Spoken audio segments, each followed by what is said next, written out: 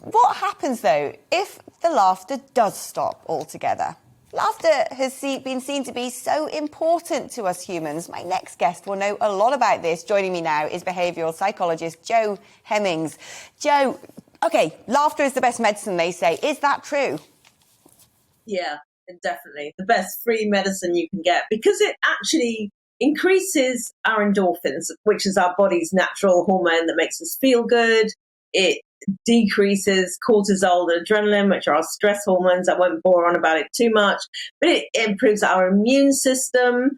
It relaxes our muscles. So after you've had a laugh, 45 minutes later, up to 45 minutes later, you're still feeling good. Your muscles are very relaxed. It's bonding in a pro-social way. So laughter's contagious. So when someone is laughing, it's quite hard not to laugh with them. And yeah, I mean, as a dating coach, I know that single people looking for love will say that a sense of humour, what they mean is a shared sense of humour, but a sense of humour is right up there in the top rankings of what they want in a partner, is someone who can laugh with them, laugh at themselves, just generally laugh. Am I thinking as well that there is such a thing as laughter therapy? There's laughter yoga, there's laughter therapy. I mean, it all sounds quite artificial, but I think people who've done it, it does feel a bit odd at first when you're encouraged to laugh in that sort of slightly kind of fake ho, ho, ho way. But because it has this really contagious nature about it, you'll find that once you've sort of forced out a few laughs, it starts escalating and you begin to laugh quite naturally. So it's an amazing thing. Our lives would be a lot more miserable without laughter in them. Interesting words. You talked about laughter as being bonding in a pro-social way. To me, the biggest risk of cancel culture is exactly that. It's dividing us, and very often comedy is used to de-escalate a situation or to take the stress out of something or turn something really miserable or combative into something happy and binding.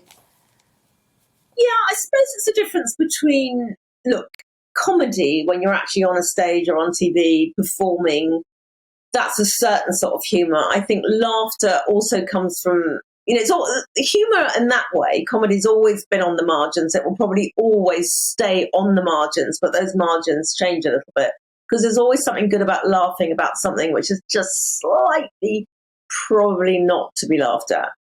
But spontaneous laughter, when you're with family or friends and you just find something to giggle at, that is such a bonding thing between people, recognizing you have similar senses of humor, recognizing that you're able to just, collapse into that slightly hysterical giggling and feel comfortable about it.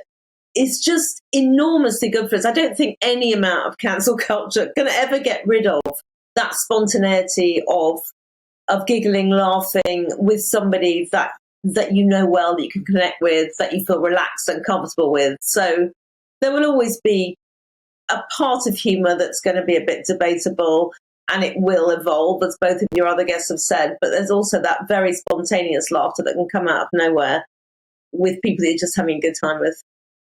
Also psychologically important to tell people it's better to actually not take offence at things than to take offence at things, because it seems to me almost those who go around with their sort of offence diviners, trying to pick up some sort of horror story or historic tweet from someone anywhere, they must have pretty miserable lives.